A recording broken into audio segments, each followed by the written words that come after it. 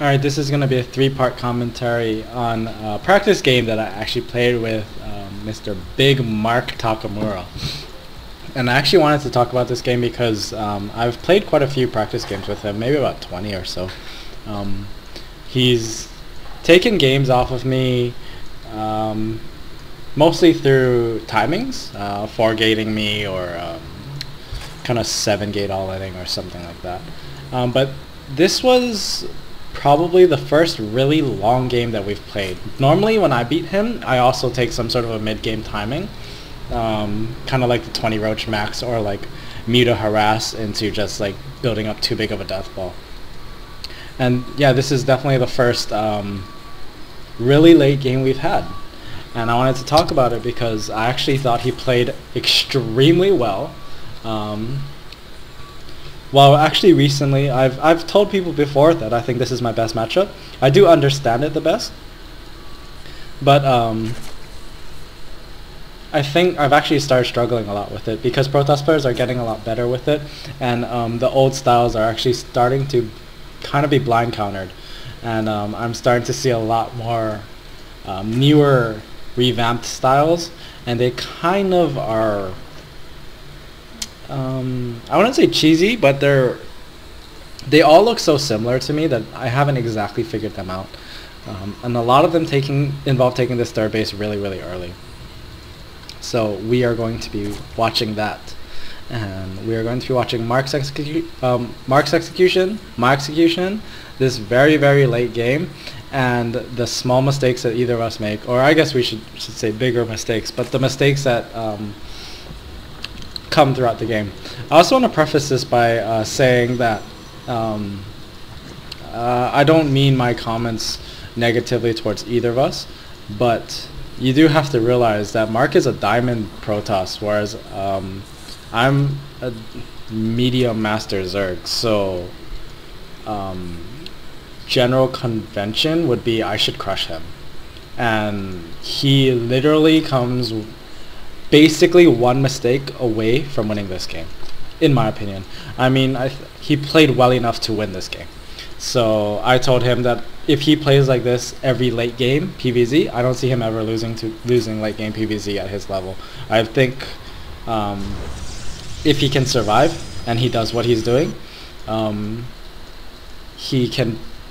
Yeah, his late game management was very good, and it was actually very hard for me to keep up.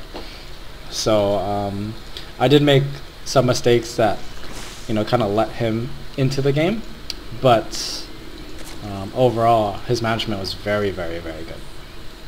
So anyway, we're seeing very standard builds from him. One thing I will point out is this spawning pool, 14 spawning pool, will go down anywhere between 153 and 2 minutes. If your probe gets there and you see that pool go down around that time, it is 100% safe to Nexus first. You do not need to build this forge.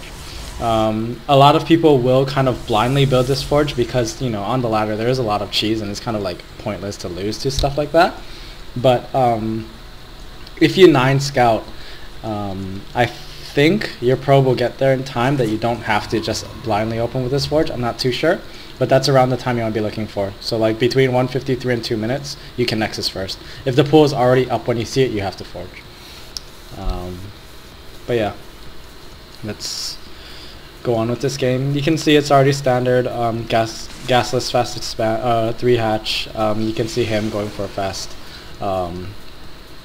forge first expand and whatnot. Very, very standard. Not much to talk about here. As always, the Zerg's goal is to build as many drones as possible, whereas the Protoss's goal is to not let the Zerg build as many drones as he wants. And Mark actually has a very unique take on this, and I've actually never seen this pressure before. I reacted very incorrectly to it, and he punished me for it, which is very, very good. I always harp on the fact that Protoss players need to put pressure on Zergs. If you just never attack for the first 12 minutes, the Zerg's just going to overrun you. You can't let that happen. So I've actually also been somewhat trying a different style, especially against people who I see macroing a lot. So I try to get this vision of this third as fast as possible. He denies it with the Zealot. I do have this Overlord, which I believe is going to be rallied. Yeah, it's rallied to here. So as a Protoss or Terran player, you want to be looking over here for Overlord, because that it can see the third nexus from there. This Overlord is here to see the gases, and I see no gases still. It leads me to believe timing, so I built this Roach Warrior and this Evo Chamber,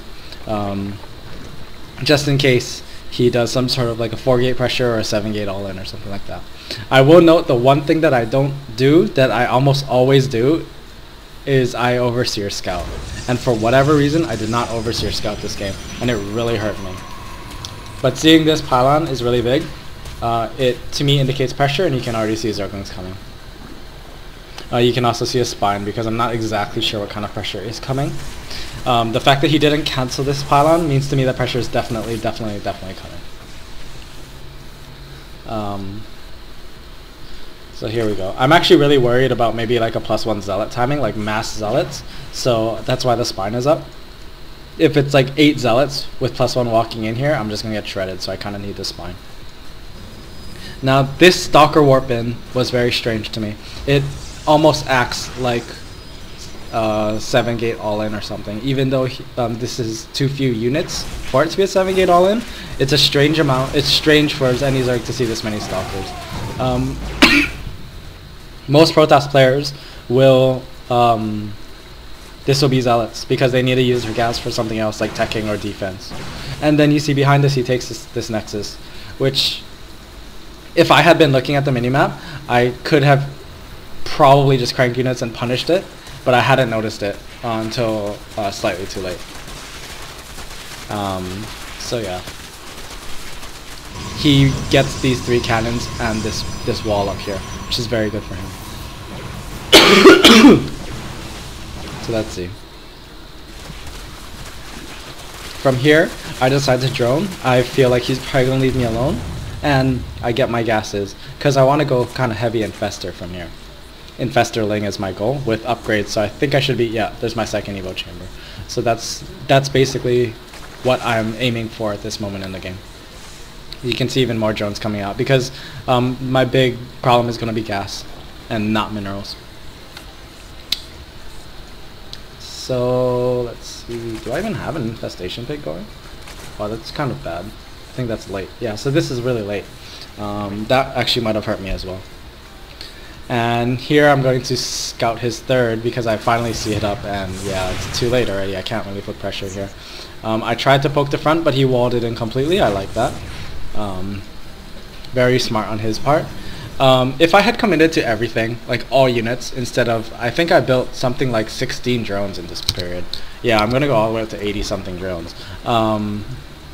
I could have killed him, I think. I could have put pressure here, and then put pressure here, and I think he would have kind of just crumbled.